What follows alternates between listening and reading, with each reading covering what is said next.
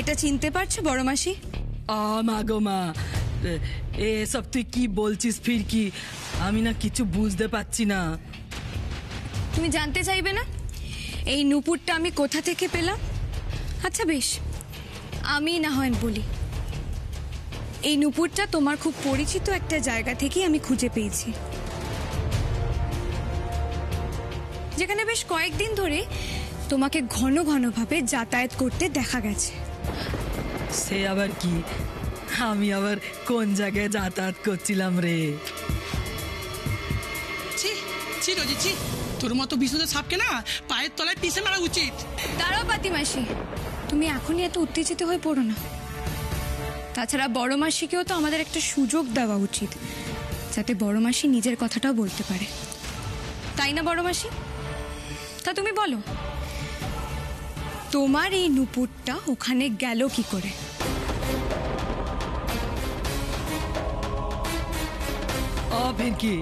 ফিরকি রে, তোরা এসব কি বলছিস বলতো? আমি তো কিছু বুঝতে পারছি না রে। একদম চালাকি করার চেষ্টা করবি না, কারণ তুই চালাক নোস।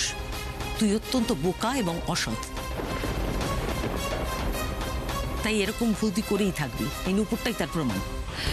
দিদি, আপনারা কি বলছেন? সত্যি বলছি, আমি কিচ্ছু বুঝতে পারছি না। বিশ্বাস করুন, এ নুপুর আমার কেন হবে? ফিরকি বিশ্বাস কর, এ নুপুর আমার নয় রে, আমার নয়। তোমার নয়? না, বলছি তো আমার না। বিশ্বাস হচ্ছে না তো? এ দেখ আমার পায়ে নুপুর আছে।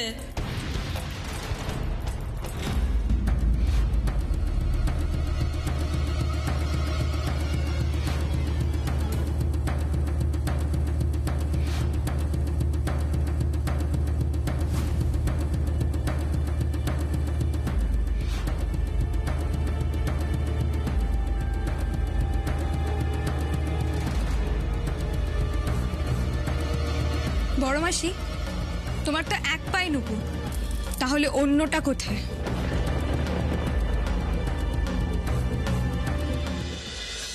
আপনি আপনি ফিরকির আসল মা? হ্যাঁ লক্ষ্মী, আমি ফিরকির সেই অভাগী মা, যে 10 মাস 10 দিন পেটে রেখেছিল। কিন্তু আমার এমনই দুর্ভাগ্য, আমি আমার সন্তানকে নিজের কাছে আগলে রাখতে পারলাম না। কিন্তু এই কথাটা আপনি আমাকে আগে কেন বলেননি? ভয় পেয়েছিলাম লক্ষ্মী, বিশ্বাস করো, আমি খুব ভয় পেয়ে গেছিলাম।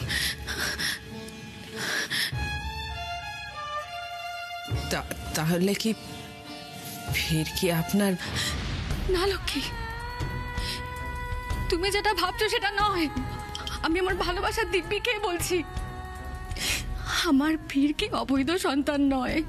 সেদিন রাত্রিবেলা আমি একটা নোংরা ষড়যন্ত্রের শিকার হয়ে গেছিলাম, আর প্রাণের ভয়ে আমি আমার দুধের শিশুকে ডুমুর তলার ঘাটে ফেলে রাখতে বাধ্য হয়েছিলাম।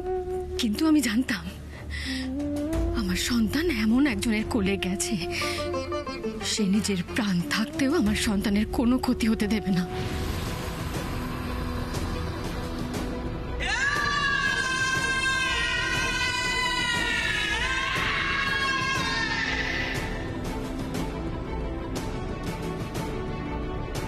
তারপর থেকে আমি তোমাদের কত খুঁজেছি জানো? আমার চোখের সামনে না সব সময় সেই দৃশ্যটা ভাসত। প্রত্যেকটা মানুষের মুখের মধ্যে আমি সেই মুখটাকে খোঁজার চেষ্টা করতাম, যে আমার সন্তানকে রক্ষা করেছে, তাকে প্রাণে বাঁচিয়েছে। কিন্তু আমি খুঁজে পাইনি। তারপর মলয়ের সাথে আমার বিয়ে হয়ে গেল। ও তো ভাস্করদার বন্ধু। সিনারায় বাড়িতে আমি এতবার এসেছি, সেই ছোট্ট ফিরকিকে আমি এতবার দেখেছি। ওর স্পর্শ, ওর মুখ, ওর কথা, সবকিছুর মধ্যে না আমি না আমার নিজের মেয়ের আভাস পেয়েছিলাম জানো তো, কিন্তু নাগাল পাইনি। আমি বুঝতে পারিনি ওর আসল পরিচয়, কিন্তু সেদিন বুঝলাম, যেদিন তোমাকে আমি ভাস্করদার জন্মদিনে দেখলাম। ও সেদিন এই জন্যই আপনি তাহলে বারবার আমার সঙ্গে কথা বলতে চাইছিলেন। হ্যাঁ লক্ষ্মী, সেই জন্যই তো আমি তোমাদের বাড়ি গিয়েছিলাম। আর সেখানে গিয়ে তোমাদের মুখে যখন সমস্ত ঘটনাটা জানতে পারি, সেদিন আমি নিশ্চিত হলাম তুমি সেই দেবী যে আমার মেয়েকে রক্ষা করেছিলে। তাহলে কি মলয় বাবুই ফিরকির বাবা আর আলিয়া ওর বোন? না লক্ষ্মী, মলয় ফিরকির বাবা নয়।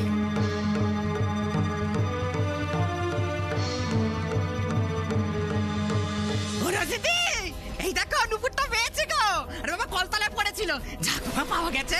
এই শোনো, আজ কিন্তু একেবারে 20 টাকার একেবারে ফুচকা। বাবা কি হলো গো, একবারে সবাই মুখ গোমড়া করে বসে আছে। কিছু হয়নি রে রিটা, দে দেখি আমার নুপুরটা দে। এই দেখো গো, দেখো সবাই দেখো, হারিয়ে গেছিল, কলতলায় পড়ে গেছিল, পা থেকে খুলে রিটা পেয়ে আমাকে এনে দিয়েছে ফেরত। ফিরকি, বিশ্বাস হলো তো এবার?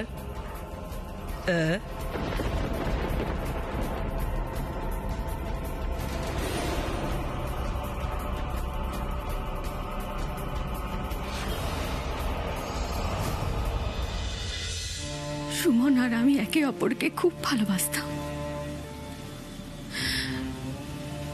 আমরা মন্দিরে গিয়ে বিয়েও করেছিলাম। আর ফিরকি আমাদেরই ভালোবাসার ফল। কিন্তু মলয়ের কুনজর ছিল আমার উপর। ও চক্রান্ত করে সুমনকে নিরুদ্দেশ করে দেয়, গ্রামের প্রত্যেকটা মানুষকে ও বিষিয়ে দেয়। আর আমার বাবার অসুস্থতার সুযোগ নিয়ে আমাকে বাধ্য করে ওকে বিয়ে করার জন্য। যাই হোক, তারপর আমি আমার ভাগ্যকে মেনেও নিলাম, জানো তো।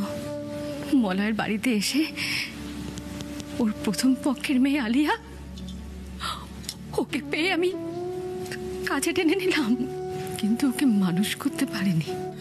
এইভাবে বলবেন না দিদি। বলতে তো আমাকে হবেই লক্ষ্মী। তুমি হয়তো ভাবছো আজ আমি এতগুলো কথা কেন বলছি না। সেদিন তোমাদের বাড়িতে গিয়ে সবটা জানার পরেও আমি সত্যিটা তোমাকে বলিনি, তাই তো। আমি খুব ভয় পেয়ে গেছিলাম লক্ষ্মী, বিশ্বাস করো।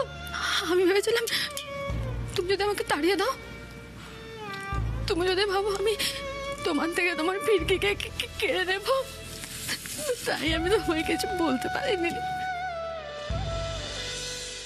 আমি না হয় বোকা, মুখ্য সূক্ষ্ম মানুষ, কিন্তু দিদি আপনারা তো বুদ্ধিমান। ভালো করে দেখে বলুন তো, এই নুপুর আর ওই নুপুরটা কি এক? দেখুন না, কখনো এক হতে পারে? দেখুন নীলাদ্রি বাবা, তুমি তো লেখাপড়া শিখেছো, তোমার অনেক বুদ্ধি, বলো তো দেখে এই নুপুর আর ওই নুপুর কি এক? দেখো।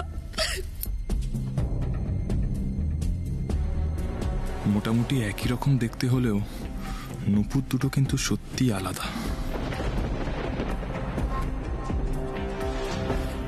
ফিরকি, তোরা তো দেখছি লক্ষ্মীকে নির্দোষ প্রমাণ করার চক্করে আমার বিরুদ্ধে সব ষড়যন্ত্রের জাল বুনছিস। আমাকে তো সন্দেহের তালিকায় আগে থেকেই ফেলে দিয়েছিস। তা দিয়েছিস, বেশ করেছিস, তাতে আমার কিছু যায় আসে না। তবে একটা কথা বলি, এরপর থেকে যখন আসবি না, শক্তপোক্ত প্রমাণ নিয়ে তবে আমার বিরুদ্ধে কথা বলতে আসবি। আর হ্যাঁ, আর একটা কথা সবাই কান খুলে শুনে রাখো, যদি দরকার হয় আমার তরফে সমস্ত সাফাই আমি একেবারে ওই কোর্টে গিয়ে দেবো, সেটা বলে দিলাম। চল রে রিটা, চলো তো।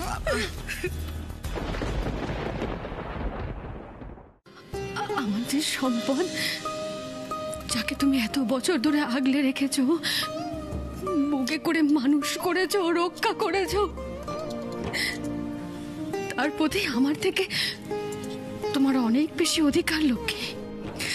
আর সারা জীবন তাই থাকবে। তোমার ছায়া আজ ফিরকির উপর পড়েছিল বলেই ফিরকি বেঁচে আছে, মানুষের মতন মানুষ হয়েছে ফিরকি। তুমি যতদিন না নির্দোষ প্রমাণ হয়ে বাইরে আসছো লক্ষ্মী, ফিরকির পাশে দাঁড়িয়ে ওকে সমস্ত বিপদ থেকে রক্ষা করার দায়িত্ব আমি নিচ্ছি। কিন্তু দিদি, আপনি আপনি ওকে এই কথাটা বলবেন না যে আপনি ওর আসল মা? না লক্ষ্মী, এখন না। ওর বাবা সুমন কোথাও না কোথাও এই অপেক্ষাতেই আছে, আবার আমরা এক হব। তাই সময় সুযোগ মতো তুমি ফিরকিকে সত্যিটা বলো, কারণ ফিরকির উপর সব থেকে বেশি অধিকারটা তো তোমার। আমি আজ নিশ্চিন্ত, কারণ আমি যদি নাও থাকি, আমি জানবো আর ফিরকিকে আগলে রাখার জন্যই পৃথিবীতে কেউ আছে।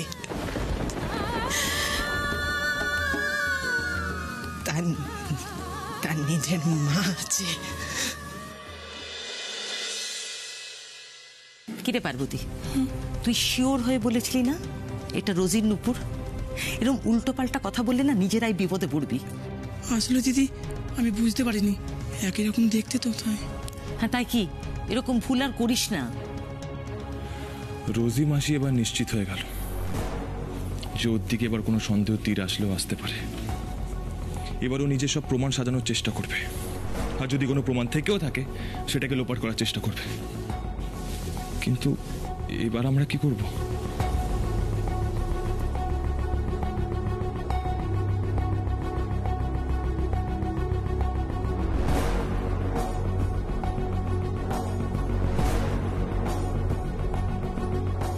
কি হলো ফিরকি, কি ভাবছো?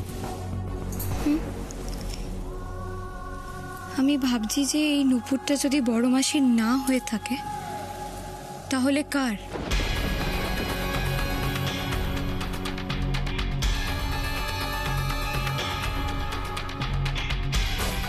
তাহলে আর কোন মহিলা সেদিন ওখানে গিয়েছিল?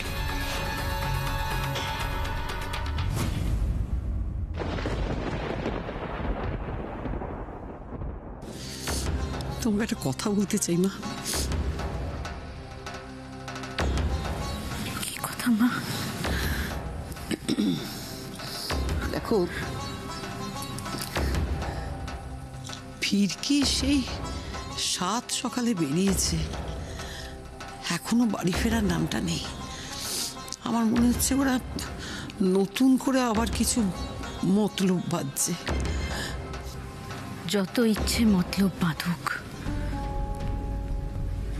যা ইচ্ছে করে নিক, কিন্তু ফিরকি ওর মাকে বাঁচাতে পারবে না। চেনো না মা, চেনো না। ফিরকিরা যে কি সাংঘাতিক তা তোমার কোনো ধারণা নেই। তার উপরে ওই মীনাক্ষী না কি যেন মেয়েটা, সে আবার ওদের সঙ্গে ভিড়েছে। ওর হাত তো বিরাট লম্বা গো, চাইলেও অনেক কিছু করতে পারে। আলিয়া ঠিকই বলেছে জানলে, ফিরকিকে না শুধু ওর মায়ের কাছ থেকে আলাদা করলে চলবে না, ও যাতে এই বাড়ির বাইরে একটা পাও না রাখতে পারে, আমাদের সেই ব্যবস্থা করতে হবে। কি ব্যবস্থা করার কথা ভাবছেন আপনি? আপনি নয় ছোট বৌমা, আর আপনি তুমি একদম নয়, আমরা দুজন ছোট বৌমা। আমার ছোট খোকার খুনের বদলা নিতে আমাদের দুজনকে একসাথে কাজ করতে হবে ছোট বৌমা, একসাথে কাজ করতে হবে।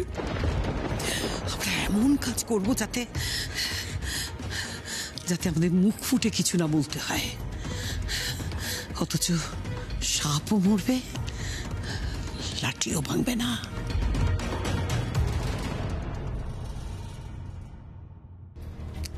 Thank you.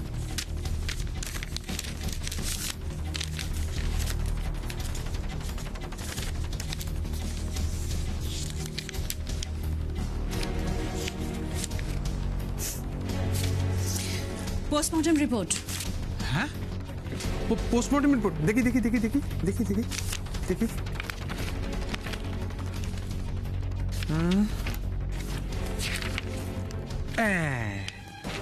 এই দেখুন, এই দেখুন ম্যাডাম, পরিষ্কার করে লেখা রয়েছে যে ছুরি দিয়ে স্ট্যাব করে খুন করা হয়েছে।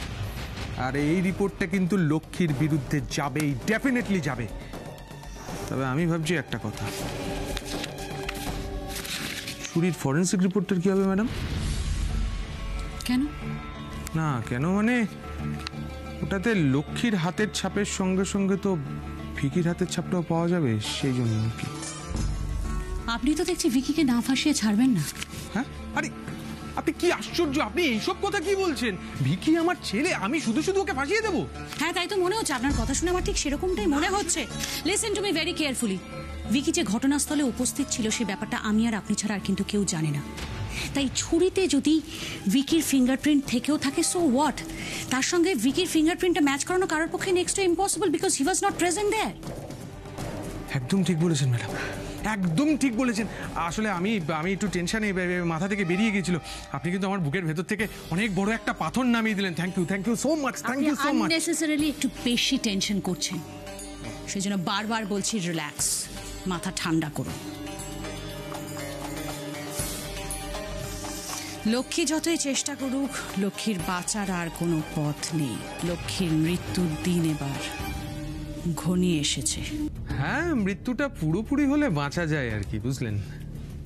আজ সকালে অবশ্য অফিসার রুহান আমাকে ফোন করেছিল, বললো ওরা নাকি আবার ওই তদন্তটাকে শুরু করার জন্য ওপর মহলে কি সব সুপারিশ করছে। হ্যাঁ জানি, আমি আজই ওপর মহলে কথা বলে রাখবো।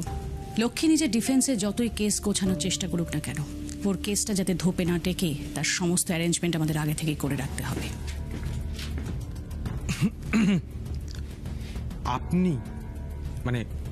আপনি ওপর মহলে কথা বলবেন? কেন, আপনার কি আমাকে খুব চুনোপুটি মনে হয়? না না, আপনি কিন্তু আমাকে ভুল। Shut up and listen to me very carefully. ভাস্কর সিনহা রায়কে সবাই যতই সর্বা মনে করুক না কেন, রোমা চ্যাটার্জির ক্ষমতাটা আসলে কতটা সেটা তো ক্রমশ প্রকাশ্য।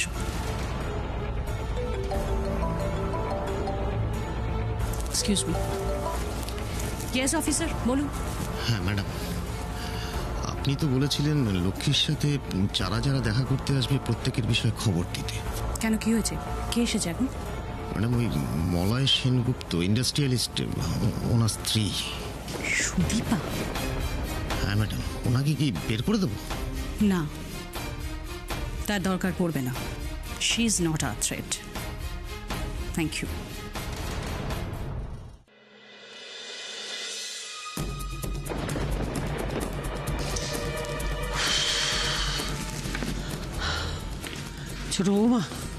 ছোট বৌমা, একেবারে ব্যবস্থা পাকা করে দিয়েছি।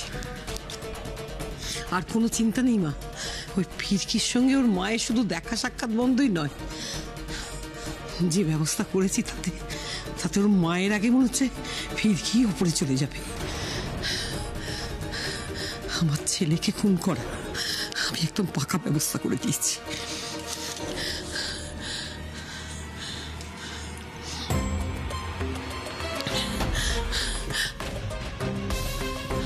এই যে মহারানী, রাজকার্য করে ফেললেন বুঝি? চিন্তা নেই ঠাম্মি, কষ্ট হলেও তোমাদের কথা অমান্য করে আমরা মায়ের সাথে দেখা করতে যাইনি। আমাদের একটা অন্য কাজ ছিল। তা সেই অন্য কাজগুলো কি দুদিন পরে করলে চলে না? হ্যাঁ, একটা শোকের বাড়ি, তোমাদের লজ্জা করে না? ট্যাং ট্যাং ট্যাং ট্যাং করে বাড়ির বউ এখানে ওখানে ঘুরে বেড়াচ্ছ। কোন ভদ্র বাড়িতে দেখেছো এরকম ঘটনা ঘটে? এখানে কথা বাড়িয়ে লাভ নেই ফিরকি, তার থেকে বরং ওপরে চলো, তুমি টায়ার্ড আছো, রেস্ট নেবে। চলো। দাঁড়াও দাদু ভাই, দাঁড়াও, তোমার সঙ্গে আমার কিছু কথা আছে, তুমি আমার কাছে এসো। আমার সাথে কথা আছে? বলো। নীলাদ্রিকে দাঁড়াতে বলা হয়েছে। ফিরকি, তুমি কেন দাঁড়িয়ে আছো? ও ওকে দাঁড়াতে বলা হয়েছে কারণ ওর সঙ্গে আমাদের ব্যক্তিগত কথা আছে। তোমার সঙ্গে ব্যক্তিগত কথা থাকলে নিশ্চয়ই তোমাকে দাঁড়াতে বলা হতো। সব ব্যাপারে নাক গলানোটা বন্ধ করো ফিরকি। ওপরে যাও। চলে যাচ্ছি।